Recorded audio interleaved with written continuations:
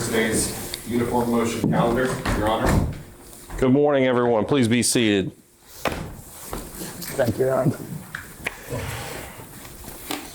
All right, what do we have up next, Mr. McGreen?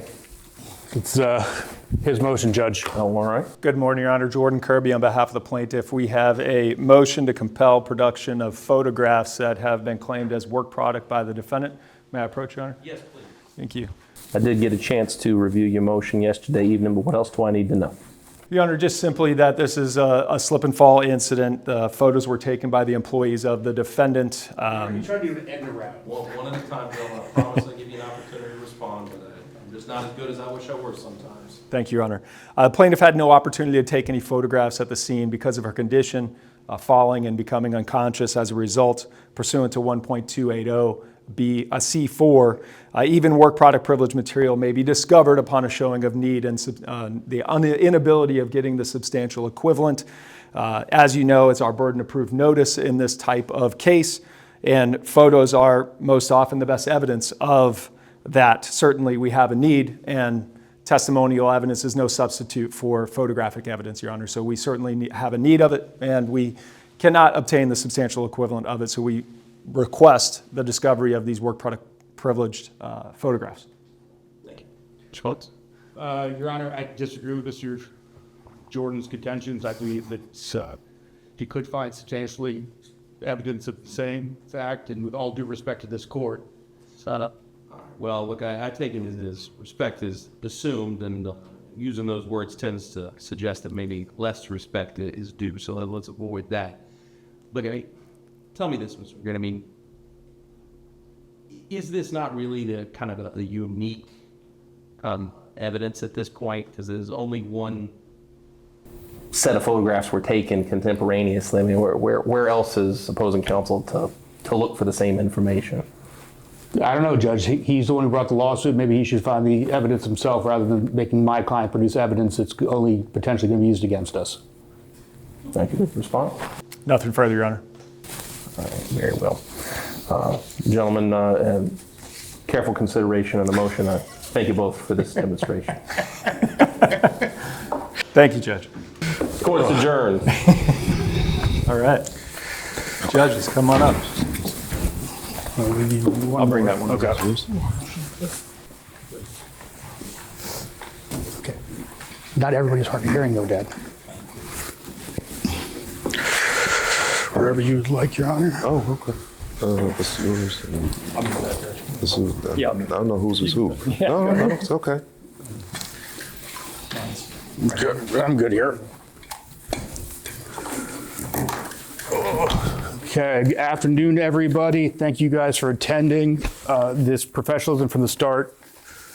And we do have CLE credits that were approved, so we'll give you the code after, but I believe it's 2.5 hours of professionalism credit and general credit. So it's not wasted time here. This is being put on by the American Board of Trial Advocates. And for you who may not know what we are a group of both plaintiffs' lawyers and defense lawyers who apply to become a member of this organization. There's requirements as to how many trials you have to have. But really, we're here to promote professionalism, civility in the courtroom, as well as preserve the right to trial by jury. So as an organization, it's changed. It used to be 10 civil trials to verdict. It's now down to 7 civil trials to verdict to become a member. So we hope that when you reach those, marks in your career, that you will consider joining us. Today on the panel, we have the Honorable Judge Hunter Davis. He received his undergraduate degree from UNC and his JD from Washington Lee University. He also has an LLM from U of M. He served he's been on the bench since 2018, I believe. Prior to that, he was an assistant statewide prosecutor for the Florida AG's office, a special assistant United States attorney for the Southern District, as well as the ASA here at the 17th and also on the 20th. Next to him is the Honorable Keathan Frink. He received his undergraduate degree from FSU, his JD from the University of Florida. Prior to his appointment to the bench, he was a partner at Kelly Cronenberg, where he practiced products liability, construction, defect, negligent security. Prior to practicing civil litigation, he was an assistant public defender here in Broward County and was also assistant RCC counsel, sorry, for those who don't know, regional counsel for Office of Criminal Conflict, and in the 4th District, where he was the supervisor of the Homicide Division, and also recently became the administrative judge for the 17th Judicial Circuit. And we also have the Honorable Catalina Avalos, who received her undergraduate degree from FIU, her JD from Nova, and prior to her appointment to the bench, she practiced civil litigation at Tripp Scott. Initially, you were on the county court bench in 2022, and then Governor DeSantis elevated her to the circuit court bench a year after. Yes.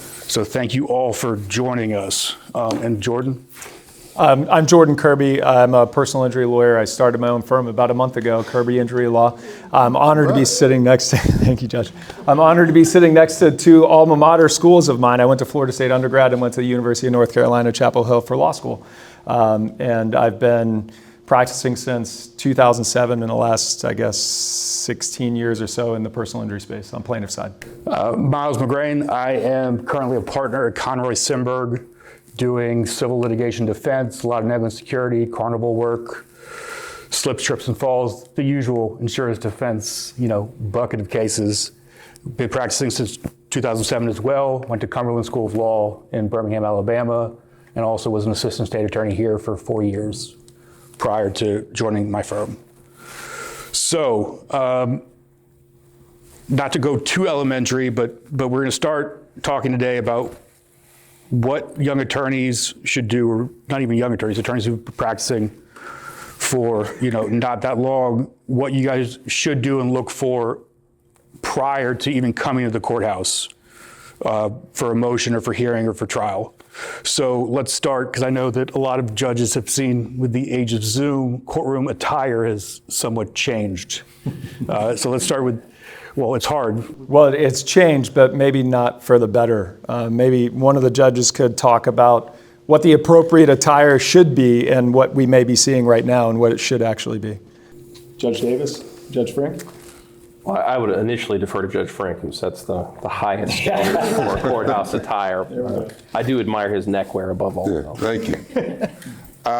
So I'm a bit conservative. And so I just believe if you're going to show up in court, you show wearing, your best. I mean, I'm from the South, so I just grew up in a Baptist church. So you go shirt and tie and jacket when you go to church, and it's the same when you go to court.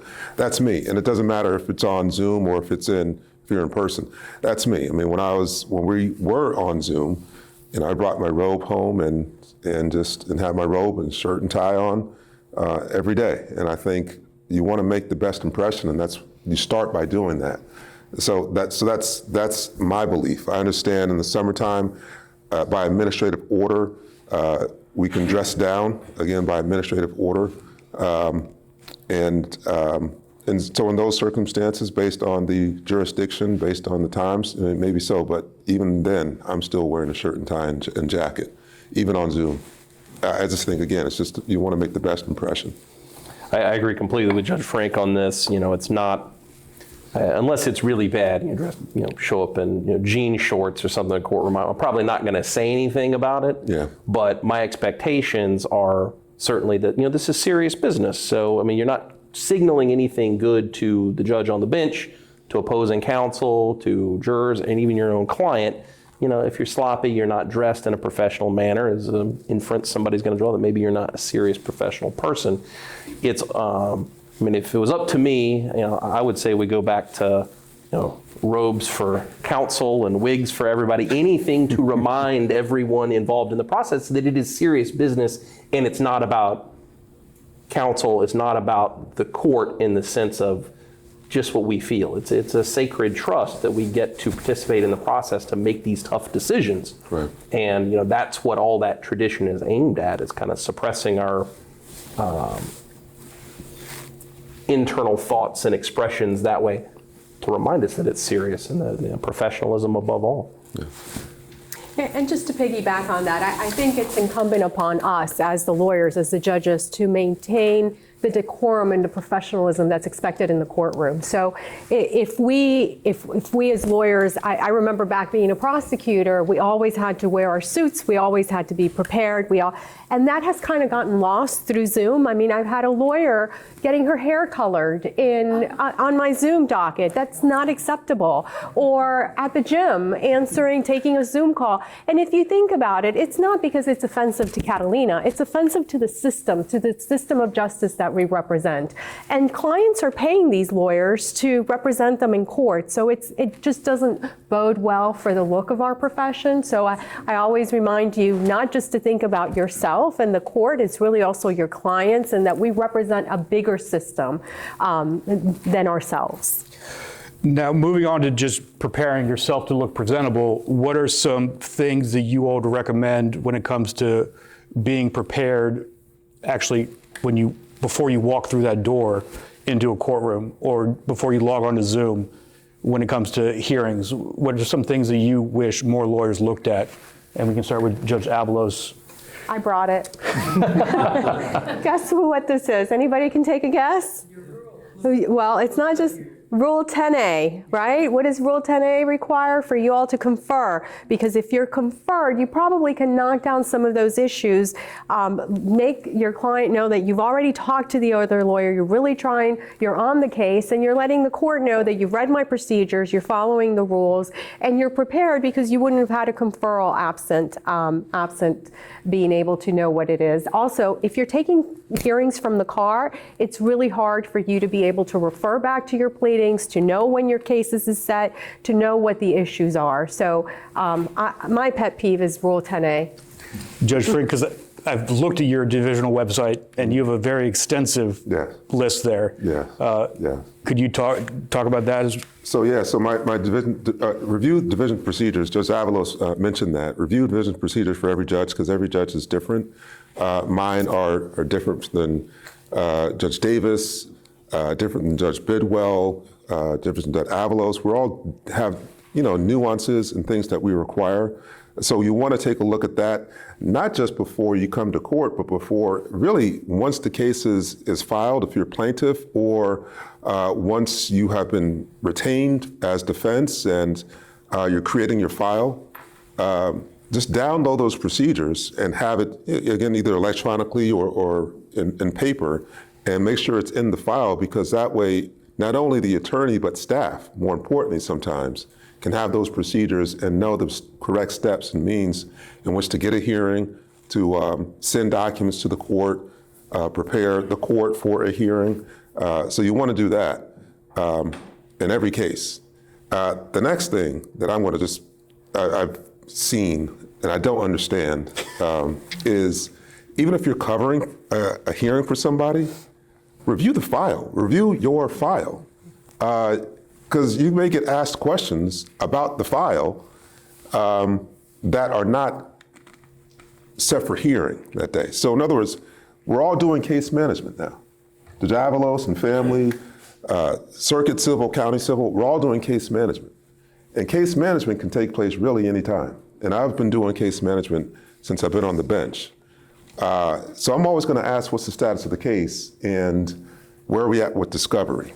Not just the issue that's before us today, but just in general, just to make sure we're on track. So just make sure you review the file and just have some familiarity with the file so you can answer some of those questions. And Judge Davis, just to piggyback off of what Judge Frink just said, because I see it a lot, especially at calendar call, where a partner will send an associate to cover calendar call, and most judges have a lot of questions at calendar call when it comes to where they should set the case for trial.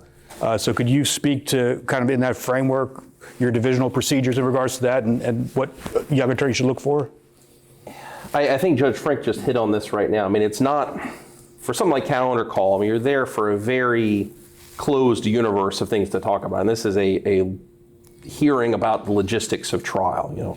Are you ready for trial? And if not, why not? Since especially now with case management orders, it's no surprise. By the time you get to counter call, a lot of time is probably passed.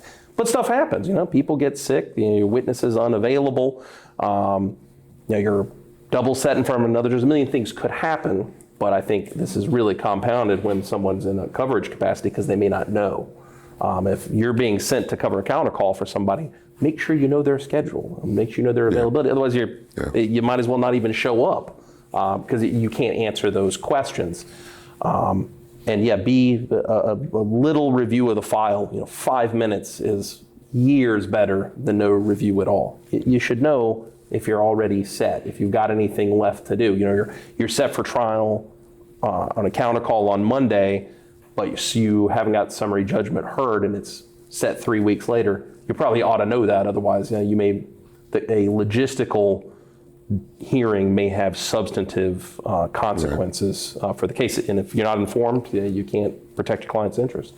Judge Avalos brought up a good point with regard to local rule 10A. Now with the requirement of conferral with rule 1.202, how are you guys handling that when you may not see that in the motion and you're coming to hearing and dealing with those issues without having that certification within that type of motion? I just ask. If you forget to write it down, I don't care if you've actually talked about it. It's having the effect of it, and I don't have the exact language in my procedures right now, but I pound the table a little bit on meet and confer and saying that the court's expectation is that you're gonna, if the first effort to communicate fails, it's still on you to make it happen because messages get misplaced. People are out, they're on leave, people don't read emails, or an assistant gets the email and doesn't forward it to the partner that's working the file. If you haven't heard from the other lawyer, even if you sent that one email, that doesn't mean much to me if you don't follow up on it, especially if you let 6 weeks go by and you haven't even talked about something. But if you admit it in the paper or omit it in the paper, but you still did it, I don't really care, but I can't speak for my colleagues on that. Now, Judge Avalos, you're in a family court, which can be the Wild West compared to general civil litigation. But what does conferral actually mean to you? Is an email sufficient? Do you have to pick up the phone? How many times do you really have to attempt the conferral before you as the judge is satisfied? So conferral doesn't mean sending an email at 4 o'clock the day before the hearing or the morning of the hearing. And believe me, that happens all the time. Conferral to me means you picked up the phone, you actually tried, you sent an email, you picked up the phone, you actually tried to have a communication with the other lawyer about the case. And I'll tell you what I've been doing, and I don't like it, but I've been doing it sometimes, is if they don't confer and they're trying to confer on my Zoom when there's 30 other people waiting on motion calendar, that's not fair to everybody else. I'll put them in a breakout room, I'll call them out kindly, but I'll call them out. And it's been working because now people seem to understand that, and it doesn't look good in front of their clients. So I'm not trying to embarrass anyone, I'm just trying not to punish those who have actually followed the rules. I've gone on the morning and told them, I hope everybody, I use your time while I'm calling your case to confer, but conferral means a good faith effort. And I'm even going on before my hearings and doing an order, a sua sponte order, requiring the parties to confer via telephone with their clients available prior to the special set hearing. Should I need to do that? No, but that's what I'm doing. And I say miracles happen when lawyers talk, and they really do. Judge Frink? I got to see the conferral, the certificate of the conferral in the motion pursuant to the rules. If it's not there, I'll cancel the hearing, and you got to reset it with compliance. I agree with my colleagues. Conferral actually means picking up the phone, attorney to attorney, not paralegal to paralegal, not attorney to paralegal. It's attorney to attorney, because the attorneys are the ones with the license, whose names are on the pleadings, and who have the obligation. So that's what it means to me. That's why I like. We'll get to this, but that's why I like in-person hearings. Every Thursday, right, Judge? Every Thursday. Every Thursday. It's, if you can't come in person, then just set it for Monday through Wednesday. But otherwise, just come on back to court. It's a great courthouse. Judge Fanistock has a great view. Yes, indeed. I have a great view. Judge Davis has a great courtroom. He does. He does. It has good vibes, right? I'm the most junior person in the civil division, and I'll wait my turn. It's got good vibes. It reminds It you. great vibes. It was set. My predecessor set a really right. strong That's right. vibe. That's right. It's a reminder of your state attorney's days, offices with no windows. Absolutely. Yes. Fluorescent lamps and no Yes, windows. yes, but good vibes. Indeed. It was my courtroom before, so that's why. And I'm going to throw it back to Judge Avalos on this because you brought up an interesting point before this started, and I think it'd be helpful. When it comes to UMC versus special set, and this is where I'm adding the one, versus emergency, what are you looking for, whether an attorney should be filing an emergency motion, trying to get an emergency hearing versus just a normal UMC, which AKA means 5-minute motion calendar, versus a special set? Well, for the emergency, I'm looking that the parties or the person filing the motion follow the administrative order, which is 2019 UFC, and I always forget the last 3 digits, but it's there. It tells you what an emergency is. So it has to be sworn to, it has to meet the requirements of the emergency order. And in family, and I don't know, Judge Davis, you might remember, we get 4 to 5 emergencies a day. Out of those 4 or 5 emergencies. Especially Friday afternoon. Yeah. Of course. Out of those 4 or 5 And before emergencies a holidays, day, maybe one is a true emergency. So, and unfortunately what that does is it sets it back, because now I'm denying the emergency. Now you have to start all over with requiring a hearing, or requesting a hearing.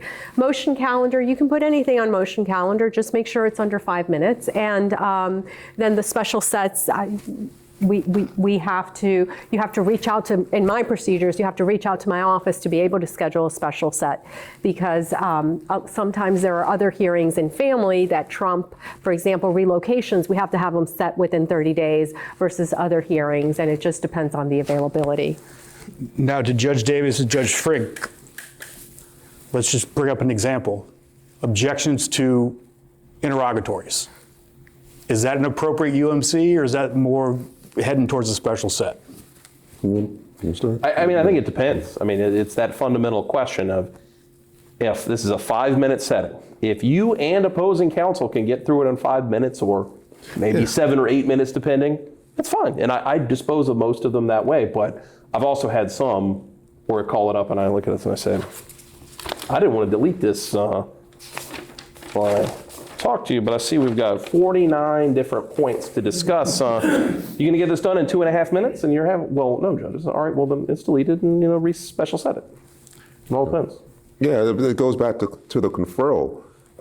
If both sides have talked and say, all right, there's 49, but there's really like 2 or 3 groupings that I have issues with. And once we identify and resolve those issues, then we don't need to go through each one individually. We can just go through them by groups, and we talked about it, and these are these 3 issues, and we can get this done.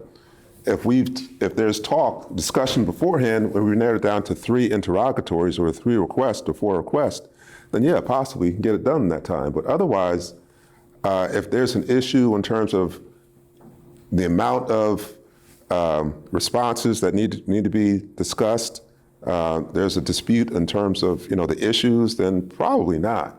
Probably going to need to special set it. I know it's frustrating, it's going to hold up the case, but going back to the case management, that's fine.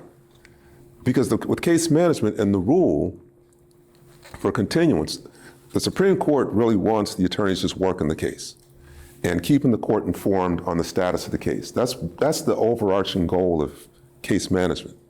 Keep the case moving, advise the court on the status of the case, and if you have issues, then let the court know. The court doesn't know, and you're not working the case, then I'm sorry. I'm sorry, you're going to trial. That's it. So, but if you have those issues, you need a special set which delays things, then that's for me, that's fine. At least I know the case is working. At least I know you're working. I see the issues. I see you're working on discovery. I understand it takes time, and we can work it out. And I don't know if you do this, Jordan, but something that I will do on issues where you have a special set, but yet there's no hearing openings for 90 days out, is I'll just set a UMC, a case management conference, just so I can advise the court, listen, we have this issue, we're trying to get a special set, can you let us know if something opens early? just to let the court know that we are actually working the file. I don't know if that's something Or, with some judges, they have divisional procedures. Again, going back to make sure you're looking at the divisional procedures, like Judge Howery has a divisional procedure. If you have a request for a special set and you can't find a time, you can show up to his calendar call and ask for a special set at some time during that trial period that he has.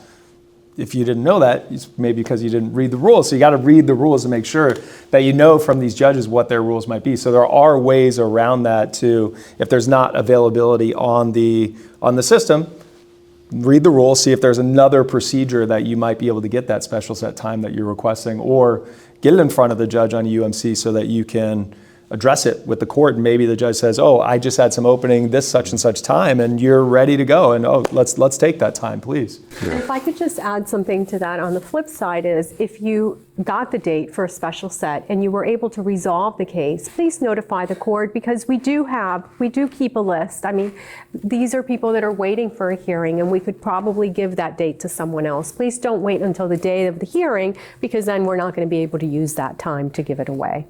Cancellations are very important, and I know I do, and some of my colleagues do as well. Keep a standby list. If you've got something that's really time sensitive and you need that hearing time, but nothing's open right now, usually there's only a couple of cases, on standby for any given week, and my JA keeps it. And if something cancels, she'll call both the lawyers and say, look, we got an opening, tomorrow morning at 10 o'clock. Do you want it? A lot of times that works out, and we're able to backfill what would otherwise be lost time that way. Yeah. What's frustrating is that we're kind of preaching to the choir, right? Because if you're here, you're probably not the problem. You're not the problem, and yeah, that we have those times that can open up and be available, and the folks here are going to say, all right, I understand. I'll make myself available. I mean, that's the best thing I like to hear. One of the best things I like to hear is I'll make myself available. But I'm aware that some attorneys play games, and they're not available for some reason when it's the opposing party's motion that needs to be heard, and that can be frustrating. And I do understand and appreciate that. Well, I think a lot of people also forget that you all used to be practicing attorneys before you took the bench, and while you may not say it verbally from the bench, in the back of your head, you basically know what's going on when somebody's playing games. You can see through the ruse. In a lot of cases. Does anybody here allow piggybacking of motions on motion calendar? If there's space, I won't go above the 12 hearing limit for motion calendar, but if there's space, then you're already there, opposing counsel's already available, why not? Yeah. And are there certain motions that you need to, I mean, the one here I have is that, there's certain legal roadblocks. We've talked about the conferral, but when it comes down to, like, for instance, reading the rules of civil procedure, when somebody's moving for continuance, I bet you half the time they're missing a very important piece of that continuance. So I'll throw it to Judge Davis. Client consent? There we go. Yeah, I mean, that's always my first question if I get one. I said, well, have you talked to your client about this, especially if the client's already been waiting 3 years for the trial? Maybe they're willing to, do without that, one document or depot that you're wanting to take, and it's a really important part of it, the reason it's in the rules. Yeah, and now 1.460 requires more than the client consent. Now you have to identify what needs to be done in order to get the case ready for trial at the time that you are asking the case to be continued to. That's missing a lot also. The standard or the old motions to continue, Judge, we need a continuance. We have more discovery needs to take place. And so we're asking the court for a continuance. It's not unduly, it's not for undue delay or da-da-da-da-da. It's just, we need a continuance. That's just not going to fly anymore. You got to identify exactly what you need to do, when you think you're going to do it, in order for the court to consider and rule, and then schedule or reset the trial accordingly. Speaking of briefly about those Thursday hearings, those live and in-person Thursday hearings for the newer or younger lawyers, that something happens, stuck in traffic, bad traffic, accident, what's the proper procedure for that lawyer that might be running a little bit behind for the hearing when it's an in-person hearing? The phone. Yeah. I mean, fortunately, or unfortunately, we all have cell phones. And some attorneys just believe that the cell phones are just for email and social media and pictures. But it has a great feature that allows you to dial a number and call somebody, call opposing counsel. We were practicing attorneys. We had a case against each other. We did. I think more than one or two. We were on the same side. We're on the same side.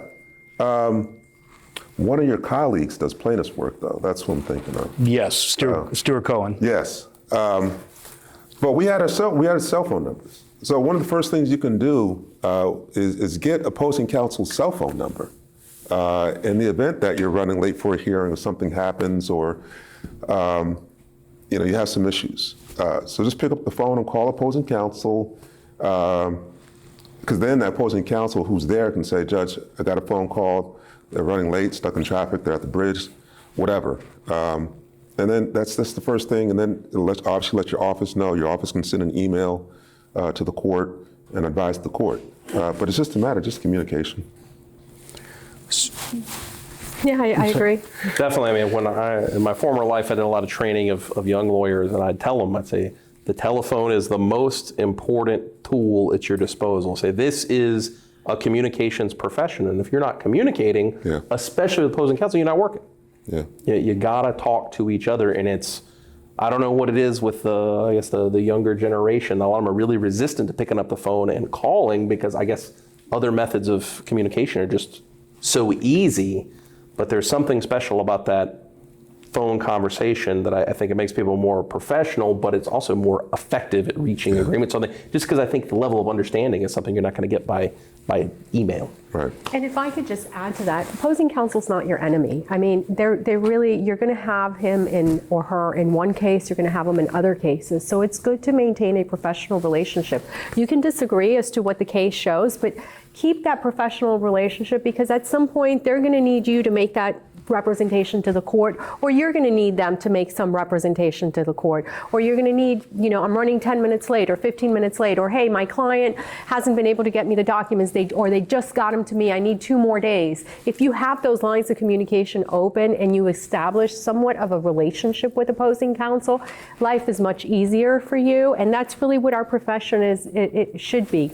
Encouraging professionalism at all times. And I can tell you from personal experience, and I'm going to call out Kim and her firm. It's a good thing, Kim. Don't worry, it's a good thing. The Haggard Law Firm is a very difficult firm to litigate against, not because they're good at what they do, but they're also above board across it, and forming that relationship with them does make litigating a case much easier, to where you can pick up the phone and say, hey, send me the crime grids, and you'll get them in your email or anything like that, to where it does make it easier. Oh, Kim says no, but your partners don't. But it does make it, I know, you can hit me, it's fine, Jordan. But don't you find that also, Jordan, that when you actually have some sort of relationship with opposing counsel, it makes just the life of the case easier? Yeah, it makes everything easier. I think I make it a practice of mine when I file the case and I get a defense counsel on the case, pick up the phone, just talk to them about the case briefly, introduce myself if I don't know them already, ask for the cell phone number, because at some point we're going to need that. We're going to need to be able to communicate with each other. Definitely being in contact with them and maintaining that professional relationship with them. Like I've had cases with Miles before, and we've been able to work things out a lot easier because we have that professional relationship. And if we have to go to a hearing on an issue, we can work out those issues because, again, we have that working relationship and we're able to establish that with each other. So yes, certainly it's very, very important, like all of the judges have said and you've remarked. Yeah. Litigation can be hard enough, even when you are getting along with opposing counsel. It costs nothing to be nice. It costs nothing to make a phone call. I mean, why not? Why not? Your life will be better. You get better results. There's no reason not to. Once somebody arrives actually at the courthouse Thursday morning, for somebody who maybe has not done an in-person UMC, what's sort of the proper way to wait for your case to be called, checking in? I guess divisions vary, so let's start with Judge Davis. What's sort of you looking for? I don't do the special in-person day, but I'm open for in-person appearances for every hearing every day. So I have lawyers that choose to come in, but I don't make them come in for non-evidentiary hearings. So nice. Evidentiary hearings, mandatory. So nice. Some judges have like a sign-in sheet or whatever. I don't think that's necessary. I'll tend to just go down the order of the docket, and I'll call up the case, and if somebody's not ready, say, Judge, we're working on it, can we have a few minutes to talk? I say, fine, we'll pass it and go on to the next one. For me, it's kind of informal, but do be aware that other judges do things a little bit differently. So the person you can go to, if opposing counsel doesn't know, ask one of the bailiffs, because they're absolutely going to know how the judge does business. And Now moving on to a judge who maybe does things differently, Judge Frink, when it comes to entering your courtroom. Yeah, for I UMCs. guess I'm the. I was going to say something else. We just had our bailiff walk by, one of the best in the business in here. How you doing, sir? Good seeing you. Seriously, one of the best in the business. Check in with the bailiff first. Again, every courtroom is different, but check in with the bailiff first for security reasons, number one. I know some faces, but I may not know your face if you haven't been to court before. I'm big on security, not just for myself, but for everyone involved. And so you got to check in with the bailiff first. Bailiff will, my bailiff will, has the docket. All bailiffs have the docket, and they'll check you in. And then when I'm finished with one case, the bailiff can tell me who's up and who's ready to go. Check in with the bailiff, then check with opposing counsel if they're there. Talk to opposing counsel again. Doesn't hurt to talk before the hearing. Hey, has anything changed? Still maintaining your position? All right, fine.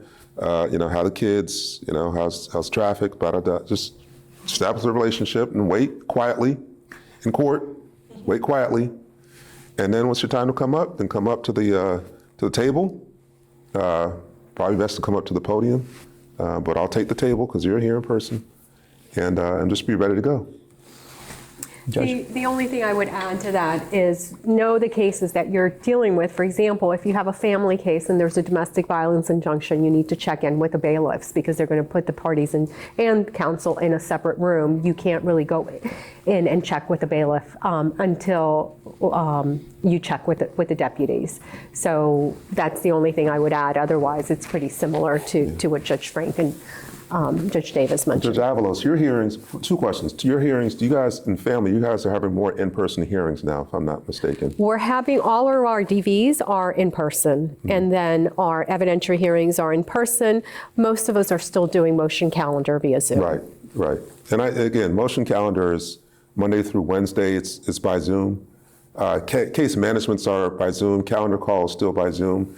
It's just everything else, special sets primarily, and then even UMCs on Thursdays are in person.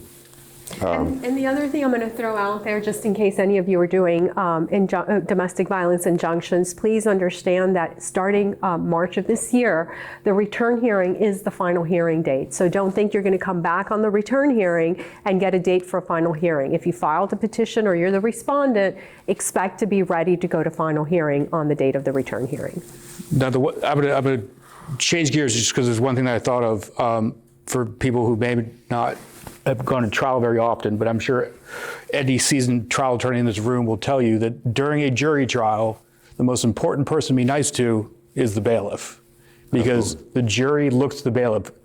He's the one who gives you the bathroom breaks, he's the one who brings you snacks, he's the one who carries your messages to and from. So you gain a lot of points with the jury if you're nice to the bailiff, and you lose a lot of points if they see you being rude to a bailiff. Right. Yeah. Or rude to anybody. Right. I think being polite to everybody is obviously something that you should do. Being nice doesn't cost anything. Be nice to everybody. Be nice to your opposing counsel. Be nice to everybody in the room. I think that's super important in terms of just presenting yourself in front of the court and the jury in that regard. One of the questions I had was, when newer lawyers coming in, maybe this doesn't happen so much now with the in-person hearings, but can happen with the Zoom hearings as well, but multiple hearings on the same day, multiple UMCs. What's the expectation in terms of those lawyers jumping from room to room, obviously communicating with your opposing counsel to make sure that they know in the case your case is called and you're in another courtroom, but is there any expectation from the court perspective with those multiple hearings on a particular day? I mean, when I was in the criminal division, this is every day. The vast majority of hearings in criminal or in person, and it's a very common thing for an individual lawyer to have multiple hearings in front of multiple judges on the same day.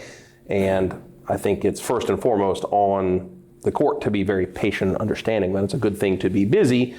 But from counsel's side, you also got to be realistic. I mean, it's irresponsible to schedule yourself for 7 different counter calls in front of 7 different judges in 2 different counties. I mean, you're not going to make it in time, but it's back to communication. If you're stuck in another courtroom, and I can't think of a better excuse to not be in front of me, and they say, well, I'm in a hearing in front of Judge Frink. That happens, and we all understand that. But if you're caught, especially if it's outside of the bounds of really when you expected to be there, text opposing counsel, or you can even ask the in-court clerk, sometimes call the clerk in the other courtroom, so, please let Judge Frink know that I'm stuck in front of Judge Davis. He's taken forever to make up his mind of what to do. It's not my fault. And I'll tell lawyers, I'll say, if you think you're going to be in trouble, I'll even pick up the phone and call my colleague and let them know, so look, it's not their fault. This went really long. The witness showed up late.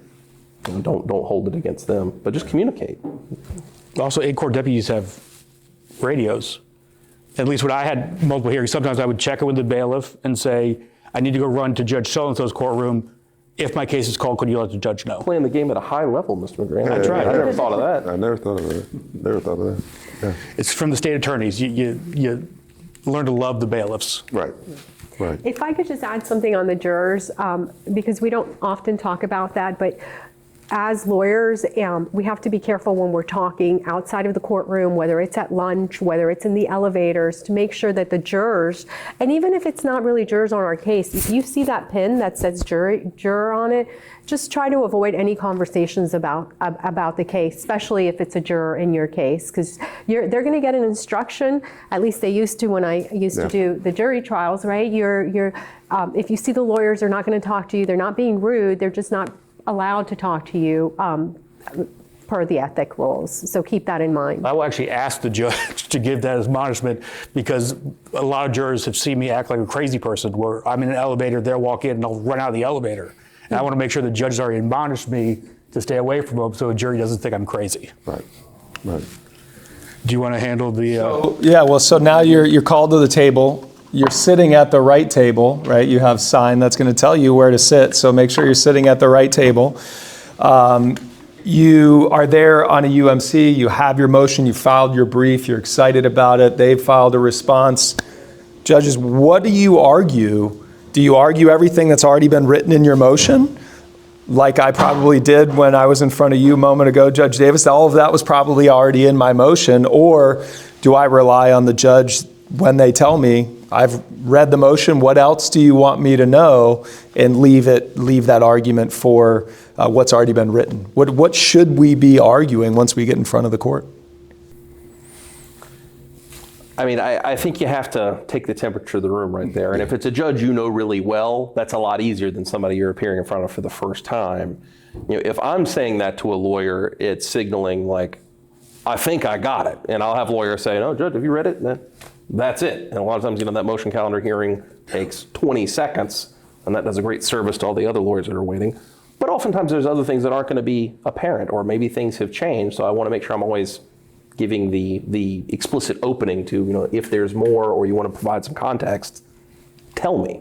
I also think I owe it to the lawyer sometimes when something gets added late or I just forget to read it. I'll tell them, I'll say, look, I try to be prepared for these things, but I did not get to your motion. That's telling you, give me all of it. Do I need it?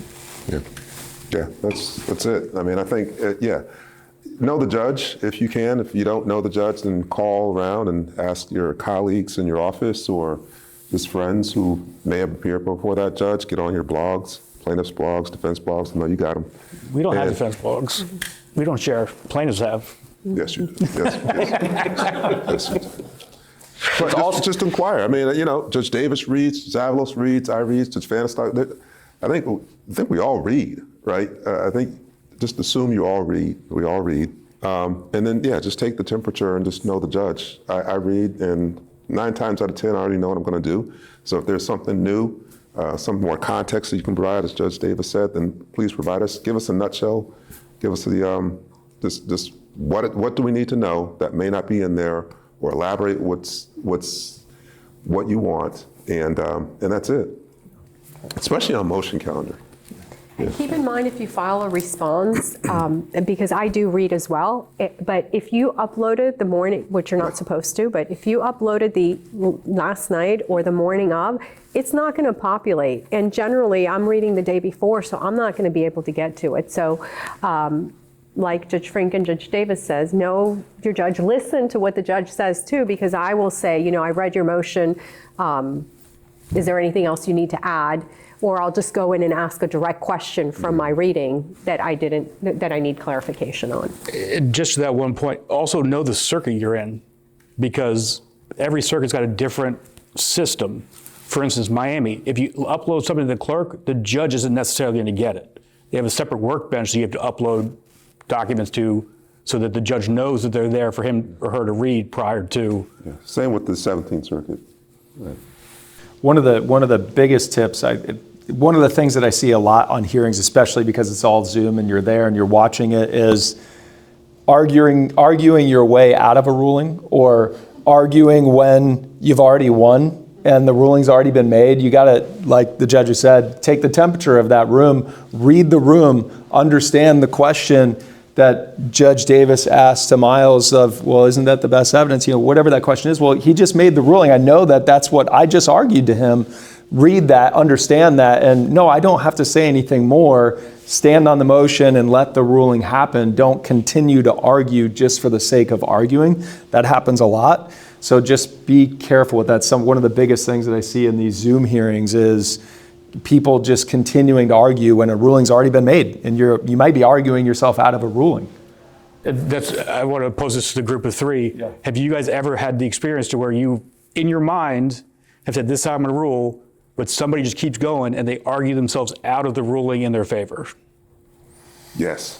One of my colleagues, I won't name names, but one of my colleagues ruled, and the party that colleague ruled in favor of kept talking and arguing, and the colleague then reversed and made a reversal and ruled the other way and entered an order the other way. So it can be very detrimental. And no victory laps. You're not gonna win anymore. I have been known to ask a lawyer who's doing that still after I've already ruled in their favor. They're still going. I said, well, are you trying to talk me out of it? I mean, just take the win. It looks very petty and silly. It does. Because it's like you're not here about the client. It's transparently, well, I want to look good here. You know, look at me, how right I am. There's no reason to do that. So just don't be that guy, or that girl. And to what Jordan was saying about reading the room, let's say you don't know the judge, what have you, at least something that I will typically do if I'm the moving party, rather than just barreling through a response, is I would say, Your Honor, do you care for a response? Right. And then the judge is telling you, yep, I need you to respond to X, Y, and Z, or nope, I'm good, and just leave it alone. I think that's great because it's also kind of the natural invitation to, if the judge has a question about a couple specific things, it's going to narrow it into there. So it looks very professional. I don't see any reason not to do that. I'll take that as a win. Thank you, Judge. Absolutely.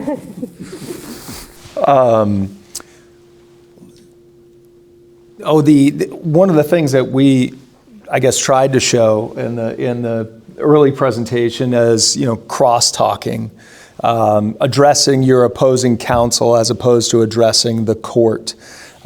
Things that seem to be unprofessional, really, when counsel's talking at each other, arguing at each other, as opposed to making their arguments to the court. How do you all handle those types of things, and what is the appropriate way as counsel to address the court as opposed to addressing somebody else in the courtroom? Anybody? I'll let Judge Avalos take the lead on this one. I just ask them not to address each other, to address the court, to direct their comments to me. Another thing is interruptions. Sometimes they interrupt each other. I try to give especially in evidentiary hearings, I try to tell them ahead of time, please don't interrupt each other, direct your comments to me. But it sometimes happens, and I just have to stop it, put in timeout, or have a way to call it out to them so that they don't, try to avoid that conduct, try to, for myself, also not interrupt them so that I'm setting the tone for how the hearing's going to proceed. I try to have a very formal hearing. I practiced a lot in federal court too. It's not that I am overly formal. I just like the way, if you follow the procedures and you follow the rules, it tends to allow both sides to be heard. I tell both sides that they're going to be heard. So that's the way I handle it. Right. I think I see that there's two flavors of this. One is more problematic than the other. The kind of classic examples where it's contentiousness, and rather than saying, arguing in support of your position to the bench of, Judge, this statute applies because of X, Y, and Z.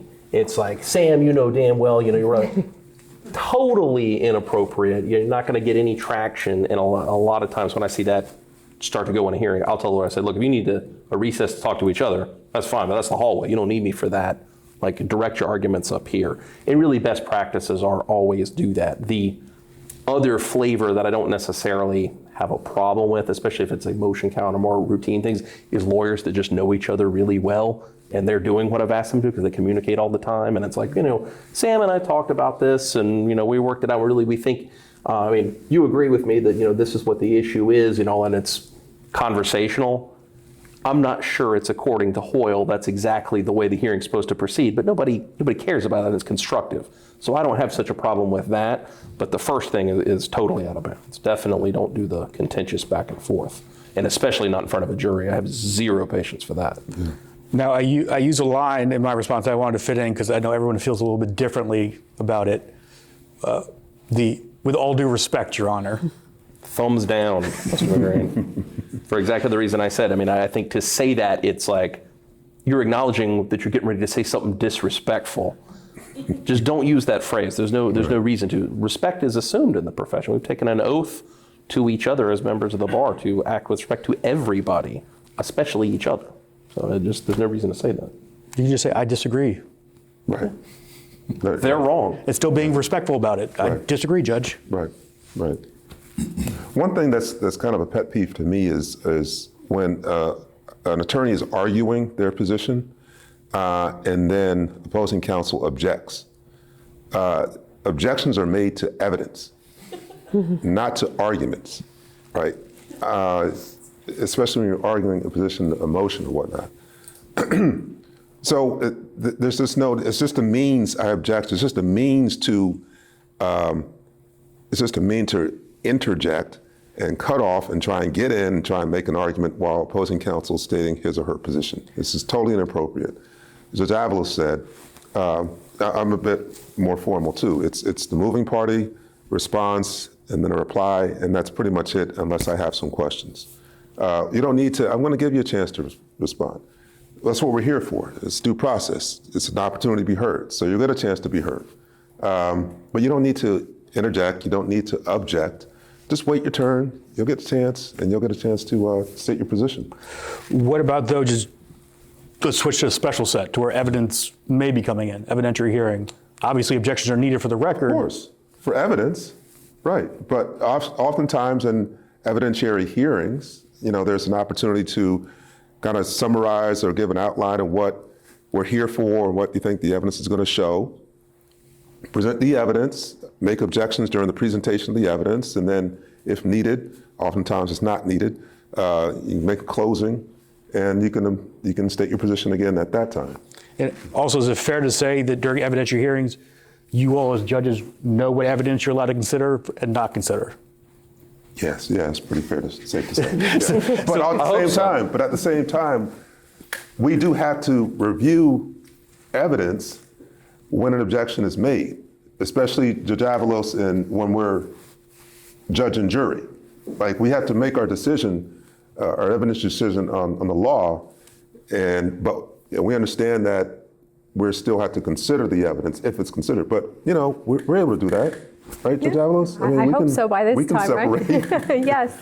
And the other thing I'm going to say, at least for me, I don't like speaking objections. I mean, the rules say, object and state your legal basis. And then there will be a brief response, for example, objection, hearsay. And then you could say, well, there's an exception to the hearsay rule, and this is the exception. It's not an invitation for all of a sudden to have this whole big argument about what the objection is or why. So keep that in mind. Know your audience and follow the rules. I mean, they're there for a reason. It's really a great guide for us, for all of us. And that's what I was kind of pointing to. It's not that not to make objections, you got to preserve your record. Right. But you don't need to go full board in a 5-minute diatribe about why you're objecting. No. You don't need to pre-try your witness for the next question during the objection or the response to the objection. One of the things that I struggle with by asking and calling my opposing counsel and knowing them very well over the years, as I did up here, I called Miles several times. And, Judge Davis, you said Sam or whatever, for the younger lawyers and that have not really been in a lot of hearings, how should we be addressing opposing counsel? Again, even knowing these lawyers over the years, but how should we be? Always titles, Mr., Ms., Deputy, Doctor, whatever the title is. No first names. First and foremost, I would never do it from the bench. I always thought it was dissonant when judges, even for lawyers that were friendly with the using my first names, because it's taking us away from that seriousness and professionalism. So I would say always avoid that.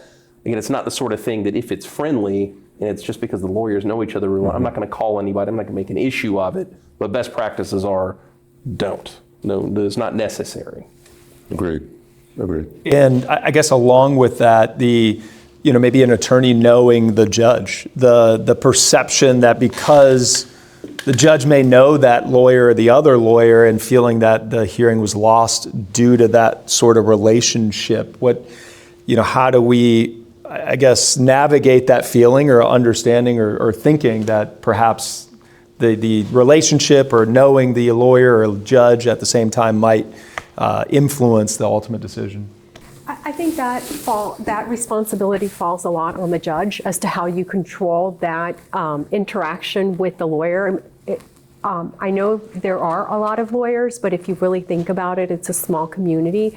I mean, I've been practicing for 30 years. Many of you I've recognized and I've seen in different, whether it's in bar association functions or opposing counsel or in cases. So you're not always going to have a relationship with a lawyer that is going to rise to the level of conflict. But again, like Judge Davis was saying, good morning, Mr. McGrain. It's good to see you. But at the same token, then say, good morning, Ms. Walt. It's nice to see you as well. So try to keep that even. Now, we are held by certain rules, right? And we have the judicial conduct that requires us to disclose certain relationships if those relationships exist. For example, I have a standing recusal order with people from my old firm. I was at Tripp Scott for 15 years. I practiced there. My order is only required for 2 years, but you know what? I just avoid that appearance of impropriety altogether, and I have a standing recusal order. If there's a family relationship, obviously you have to recuse yourself of that. If there's somebody, I was appointed to the bench, if there are a couple of JNC members, that appear in front of me on a regular, I often say, Miss So-and-so was on the JQC that recommended my name to the governor. It doesn't require me to recuse myself, but I like to put it out there. In that way, the other side has an opportunity to say, I object or I don't object.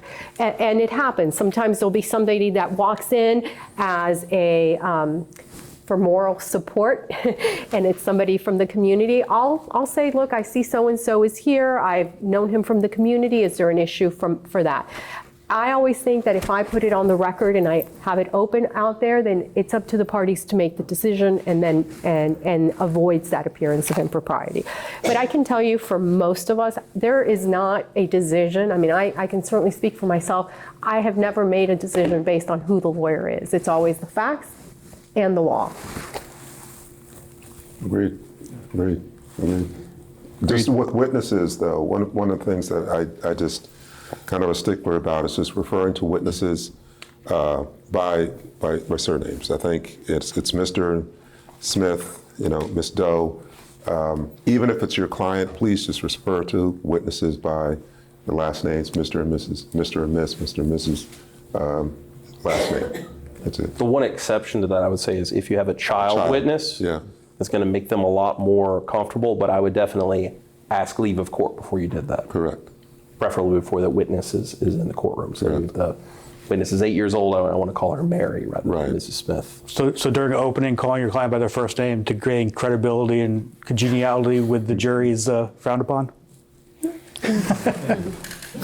I'm not going to stand up and say objection. No, not during opening, but not during opening or closing or something like that when you're making an argument. But It's really not when for your witness is own on the client. stand, yes, when the witness is on the stand, then certainly do that. And just the other tip that I use because we're talking about using last names when addressing counsel and things in court. If you don't know the other attorney's last name or it's hard to pronounce, you can just refer to them as counselor. Right. Not that judges would ever do that. Right. Never heard that. But it's still respectful. It still gets the same message across, but it gives you an out rather than trying to fumble through, the last name that you could never pronounce.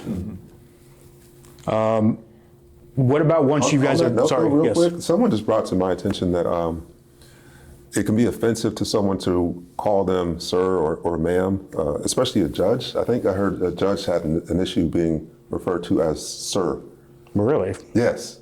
So again, that just goes back to learning the judge and learning some of the judge's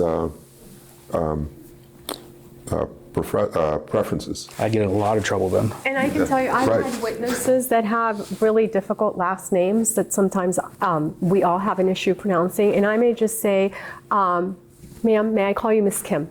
Instead of, may I call you Miss Kim? And I'll just still use the Mr. or Mrs. and then the first name because it's easier to pronounce. I mean, you kind of just need to get a feel for the temperature of the room and the court.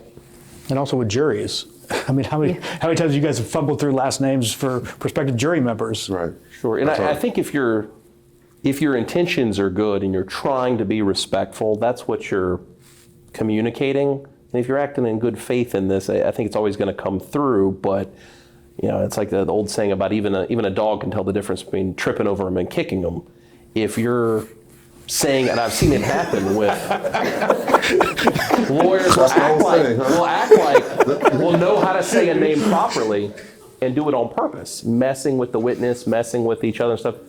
Never play those games. But if you're sure you're going to mess up this name, you've tried it 3 times. I love Judge Avalos' suggestion. Ask, can I call you Miss Kim?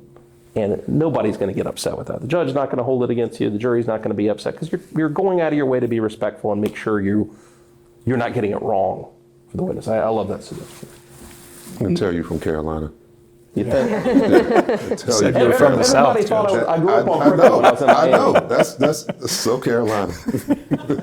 That dog will hunt. So we've gotten through the hearing stuff. Once you make a ruling from the bench, what about attorneys that disagree with the ruling you just made? You mean, but judge. Yes.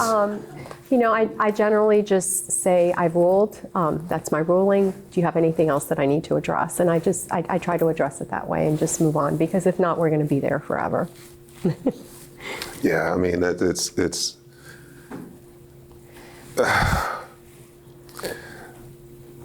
let's just move on. I mean, that's why we have the way that we conduct hearings that way, is to give everyone a chance to get it all out. Let me hear it. Is there anything else before I rule? And once I rule, then that's it. Because we need to move on. Like not just with this case. I got to move to the next case. We got other people waiting, and so it's just Levinson, you have it here as a saying: before I rule, you're arguing to the court. After I rule, you're arguing with the court, and that's inappropriate. So once you stated your position, let the court to rule, and if you don't like it, then file the appropriate motion. 100%. I mean, there is a procedure to seek reconsideration, but you got to do it in writing. Right. Lay it out, and then you send it to the judge's office. Don't set it for hearing. The administrative order says you got to seek leave of the court. But look, I have reversed myself on I made a mistake. Yeah. It was when I was in the family division, one of the best bits of lawyering I saw. It was a very contentious divorce case, and there were some financial decisions I made based on kind of a unique factual situation, and I got a brilliant motion for reconsideration, really laying out the law. And this lawyer's client did a lot of, say, dishonorable things, but the law, I mean, the lawyer laid it out. The law said he won on these issues. I set it for hearing, we talked about it, and I totally undid that whole part of the case because the lawyer was right on the law. That was the result that was required. So I can't speak for everybody. I really read these things when I get them. I'm open to the idea that maybe I got it wrong, but you're not going to get that result of just coming back over the top in the middle of the hearing after I've already ruled and say, look, the court's ruled. I look forward to getting the proposed order. Right. I guess we're kind of moving in. We're done with hearing phase.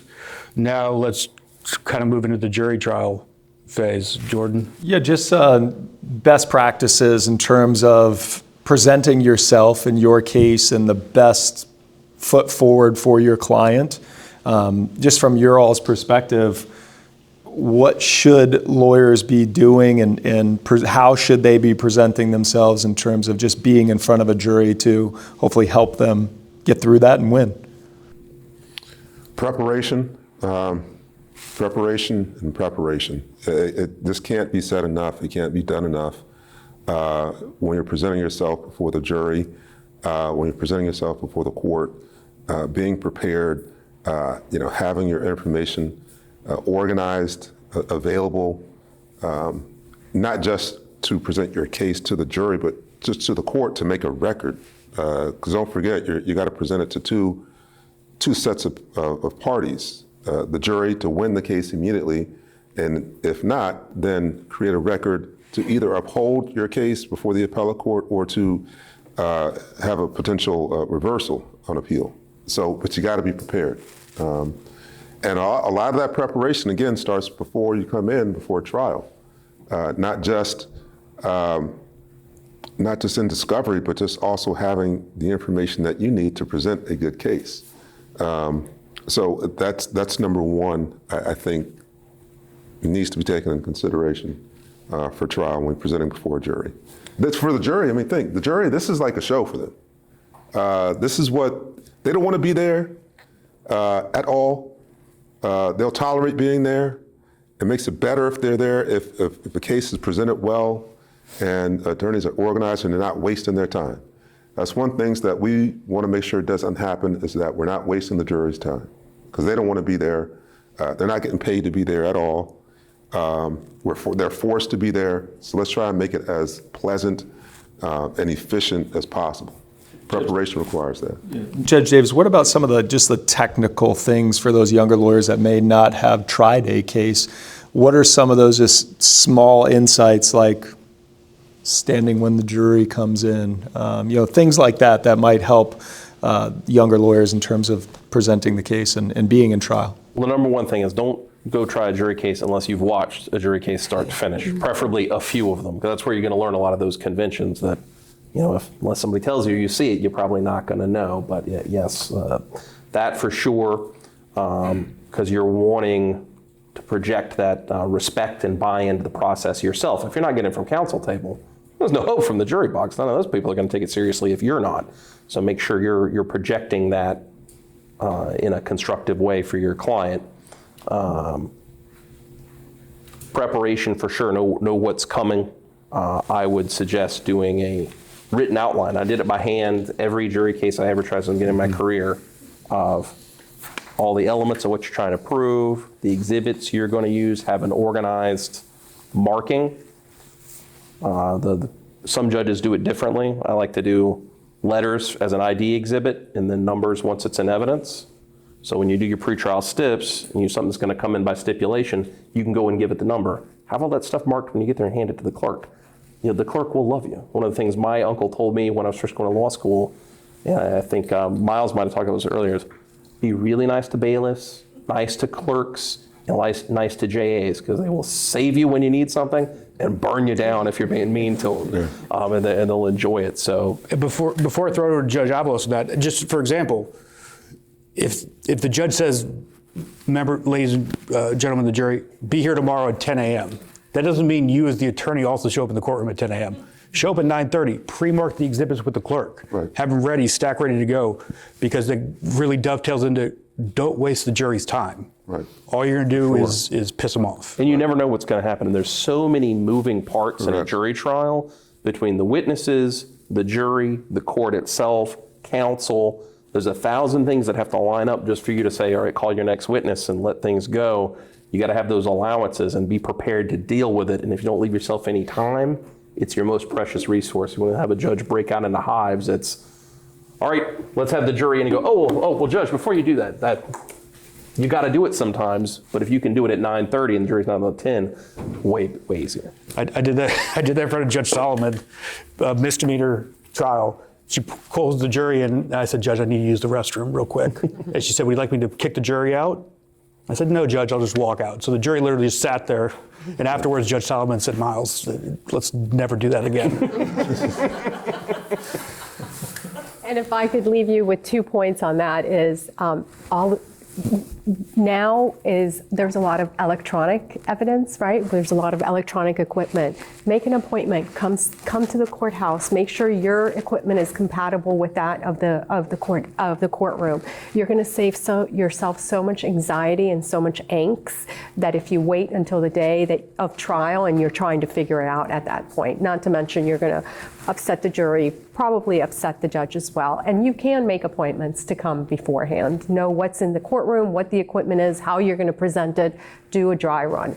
And the second thing I'm going to tell you is, look, I've done close to over 80 jury trials, and even on my 80th jury trial, I still got those butterflies in my stomach. I was still nervous. And I hope I never I would never lose that if I was still trying cases.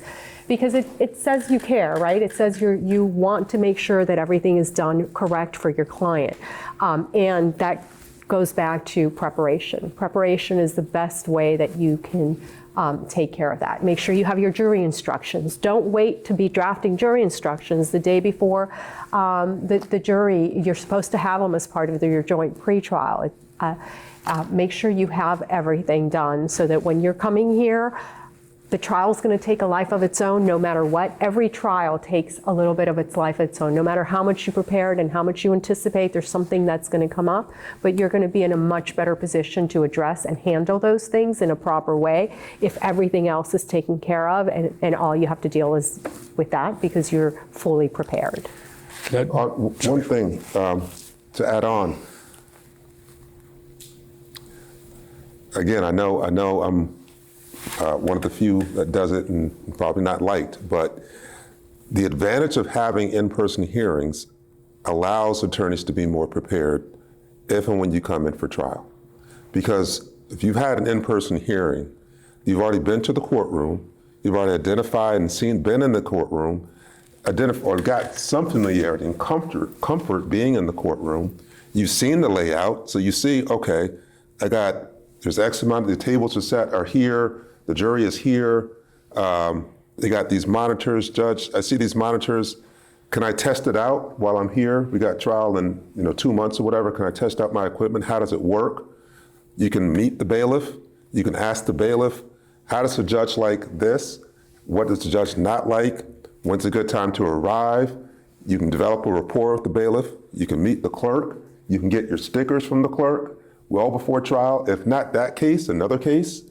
You can go to another courtroom where you have another case pending and say, okay, I got this case in here. I just want to take a look real quick if I could. Meet the bailiff there. What Judge Avalos said, identifying the technology. Miami-Dade's going to be opening next year with their new building. They're going to have technology in there. Hopefully no more posts or pillars in the middle of the courtroom. So you want to be familiar. And so if I were practicing, I'd be calling up the judges. If I have a case in Miami-Dade County, hey, can I get an in-person hearing? I just want to come to the courthouse. I haven't seen the courthouse. I just want to go to the courthouse. I just want to see the courtrooms. How are they laid out? I used to love going to West Palm Beach at the time because they had the best courthouse in South Florida, right? So just that goes back to preparation and trying to take advantage of opportunities when you can. But to the technology part of it, I still like paper. I still Yeah. like blow-ups. Yeah. But the Elmo and the fact that each juror's got a little screen in Yeah. front of them over there is very effective. So you're not standing here with a 6x6 poster board Right. trying to argue things. I've seen both. I've seen both effective. I've seen it effective when you have the paper and you put it on the Elmo, because then you have the opportunity to highlight, circle, Or check defense verdict. right? You can do that electronically too. Again, it just goes back to preparation. I've seen it work great in closings, or where you write something on the board just like old school and check it off. It's just being prepared. I'd have both, because it's just a matter of Yeah. time before the technology goes bad, and it's always going to be right as the jury's coming in, Right. or right when the judge is yelling at you to get something. That's when the computer's not going to work. So, ideally, you take advantage of the nice technology too. But I always wouldn't try with 3-ring binders and chalkboards and stuff, because I didn't trust myself like that. And sometimes the connections here, they're out. We got to call IT, and it slows you down. So yeah, just be prepared for it. Also, you can do everything right, and it's for whatever reason the Right. courthouse gods are just going to be against you that day. Right. You gotta have something to fall back on. Oh, sometimes the Wi-Fi can go out. Now, Judge Frink, there's a quote I'm going to attribute to you, and I apologize if it's not your quote, but I believe during trial you have once told me that you cannot hear the words coming out of my mouth if I'm sitting. No, that's not me. Okay. That's not me. It might be Judge Levis. But I know that quote though. I know that quote. Yeah, I'm not that much. I am a stickler at a certain point when it's too much. So, for example, in trial, testimony is introduced that's objectionable, and you immediately respond with an objection, and you're still sitting. That's fine. It's fine. And if you have kind of like a standing objection, but you're concerned about the appellate courts, validating standing objections, because they don't. So you make continuous objections, and you're sitting. That's fine. But I know some colleagues don't have that same preference. State Attorney's Office. Yeah. Right. That is definitely the tradition and the best That's the practice. tradition, You're never yeah. going to get in trouble for standing. Correct. But especially when there's a jury there, stand up, say the word objection, and give your legal basis only. Avoid the speaking objections. Right. As Judge Avalos said, if I have one pet peeve in the world, it's that, because I feel like everybody knows better. It shouldn't be arguing, it'd be really harmful if the jury found out about this thing we're talking about right in front of them, Judge. It's totally unworkable. Ask for a sidebar. If it's really a vital thing, you should be able to articulate your objections on a legal base without talking about the thing. But if it's really big, I think that's something that you should bring up before the jury comes in. I always ask, is there anything I need to address before we bring the jury in? And that's the time to bring it up. Judge, I expect this evidence to be introduced or attempt to be introduced during testimony of the next witness, and I just wanted to bring it up now so we don't have to have a sidebar. So for instance, if you break for lunch, Yeah. and the very next witness up, there's a big evidentiary issue, it's appropriate to not wait until that witness takes the stand, maybe bring it up right after the jury leaves the room. Right. Correct. Judge, can we come back 10 minutes early? Can we go back? Yeah, to come back 10 And minutes if you early. think it's going to take 10 or 15 minutes, I would even say, Judge, before we break, can we go on a quick sidebar, give the judge a heads up so that he can give the jury maybe another 10 minutes or so that the jury's not sitting out there waiting. Yeah. Because it is stressful from the bench perspective, knowing that you have that jury and you're keeping them waiting, and you told them that they can only have 45 minutes for lunch because you got to get started right away. So, Right. And then they come back and they're waiting. yeah, exactly. And they didn't get to And it's okay to finish say, it. Judge, can we have a sidebar? It's a scheduling issue. Yeah. The judge will appreciate that.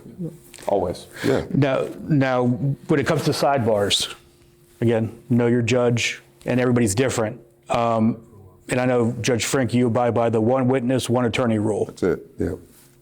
Unless I'll make an exception for new attorneys, young attorneys trying to get their feet wet. I'll make an exception. Is that an issue, though, that should be brought up before the trial Yes. begins? Yes, absolutely. Just let the judge know, and just ask.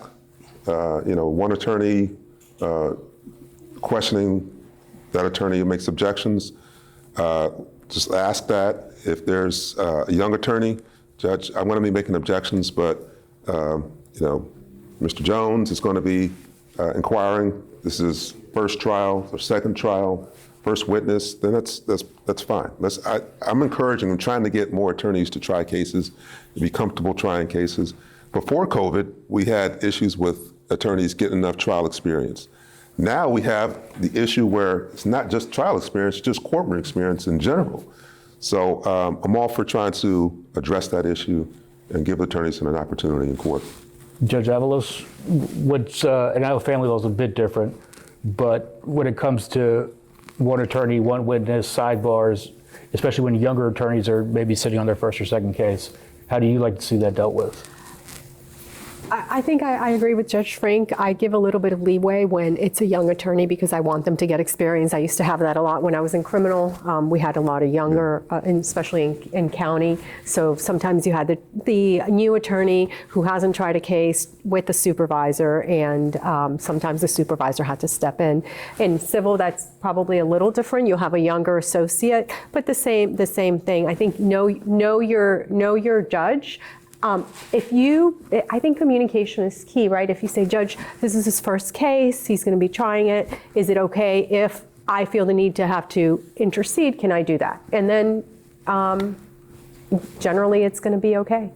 But I also I want lawyers to come in. I tell the students all the time, come jump on my Zoom hearings, come to court, watch, because when I feel that the new generation is at a very big disadvantage. When I was a young lawyer, a baby lawyer prosecutor, I used to be able to sit in the courtroom, hear the different lawyers make arguments, learn from them, just their body language, how they approach, how they move the podium in the courtroom, and as a new civil lawyer too. So I think you need to observe, you need to see what other people are doing, give yourself that opportunity for the young lawyers, obviously, and communicate with the court so that the court knows what you're trying to do. And I know for both plaintiffs and defense attorneys, for defense attorneys, you got the almighty billable hour, but there's no harm in going to sit and watching a criminal trial also. No.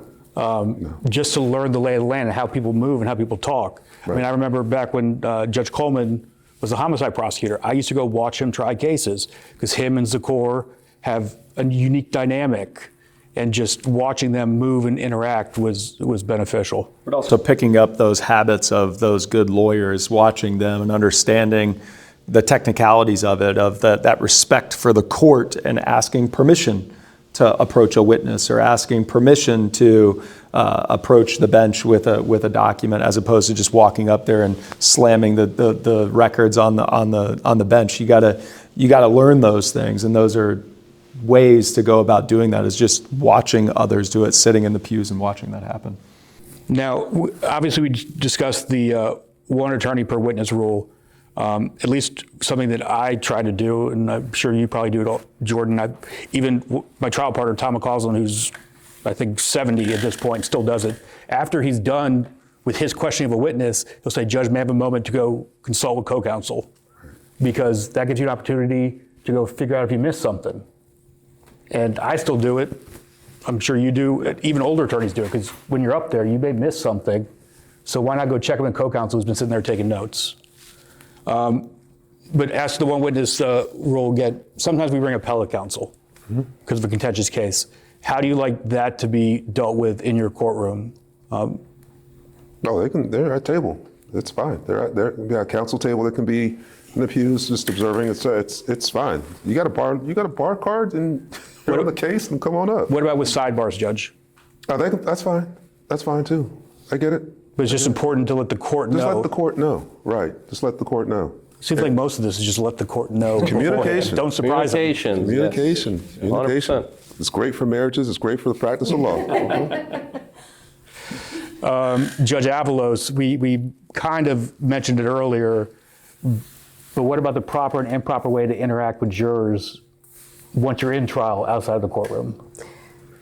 So there really should be no interaction with jurors outside of the courtroom. And your only interaction with the jurors should be in the courtroom. And the only time you're really speaking directly with the jurors is during opening statement. Other than that, you're really speaking to the court for the jurors to listen. Once you cross the threshold of the courtroom, there should be no communication with them, whether it's at a restaurant, whether you're downstairs across the street getting coffee, in the elevator, or anywhere else, because you want to avoid the appearance of impropriety and that resulting maybe in a mistrial, which is going to be very expensive for your client and not good overall. Judge Davis, let's say by mistake you had some inadvertent contact with a juror on a lunch break. How should an attorney address that when court starts back up? Immediately tell opposing counsel, and then as soon as you can tell the judge what happened, tell them what happened.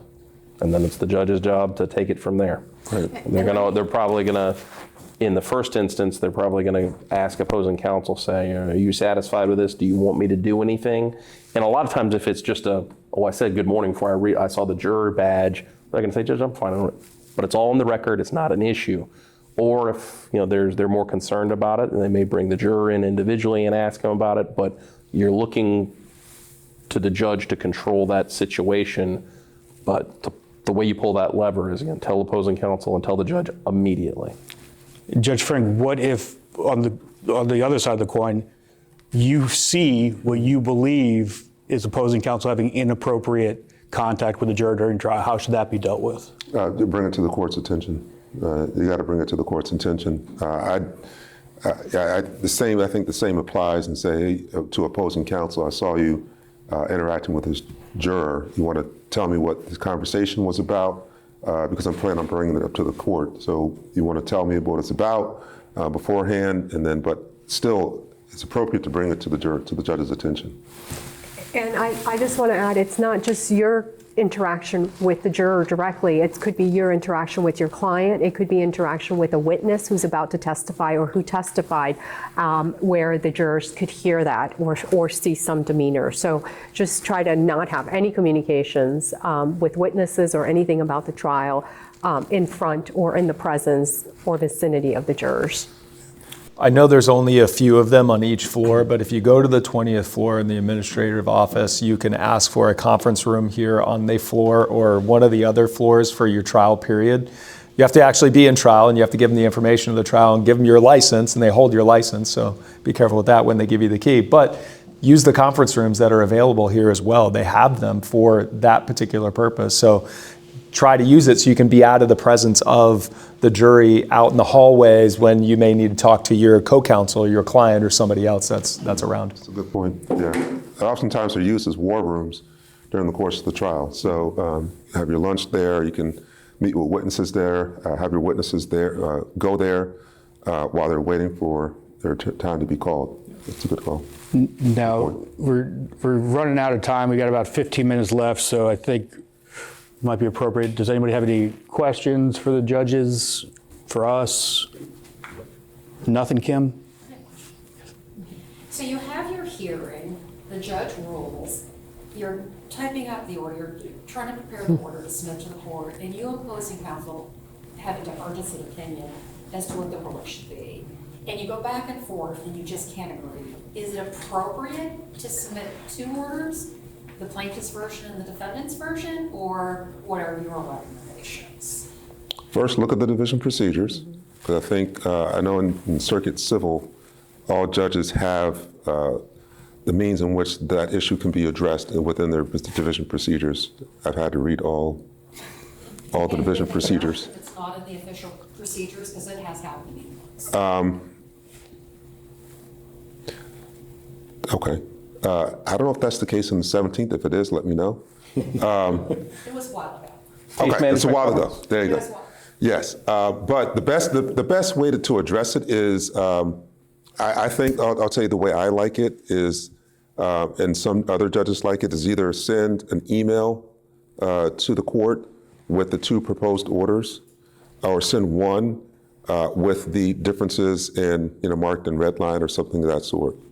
That's the best way to do it. Please do not upload it to CMS as an order, because I think the default, I can speak for myself, I think the default for most judges is that if it's on CMS as a proposed order to be entered, then both parties or all parties agree with the language of the order.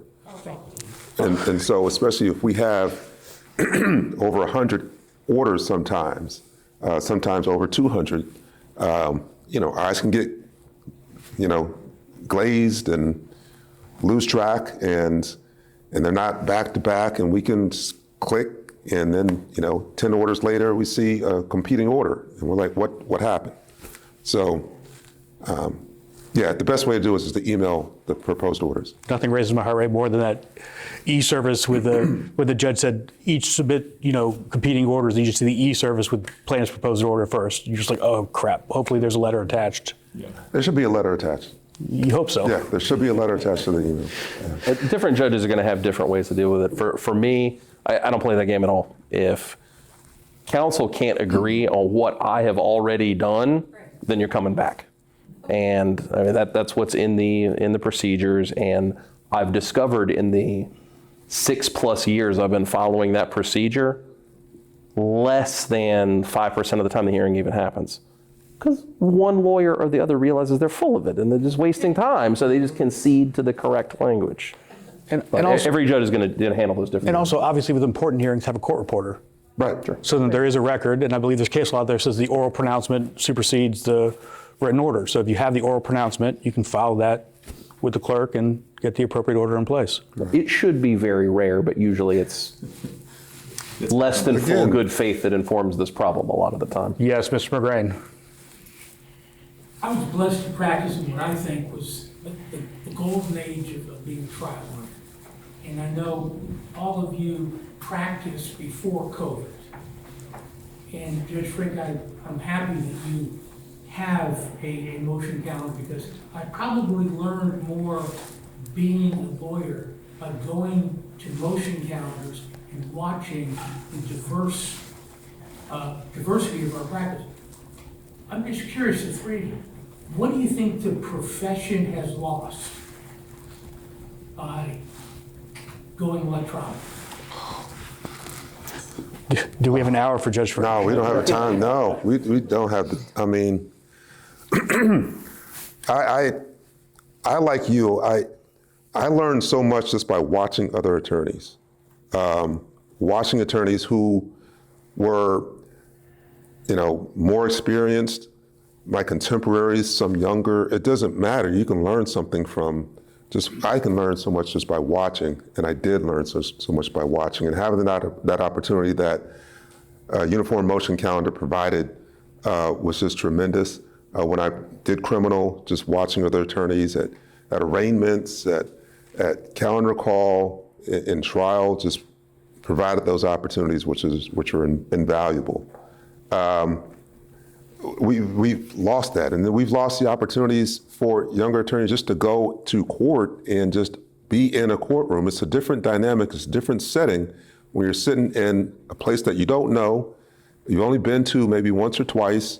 You had to travel to be there. It just builds up the energy and the emotions and the feelings and the gravitas of the proceedings when you have to go through those steps. And it's lost when you just turn on your computer, open the Zoom link, and you're sitting on your couch, arguing a hearing with someone you never met before, someone who's a complete stranger, someone who's not across from you, in front of you, beside you.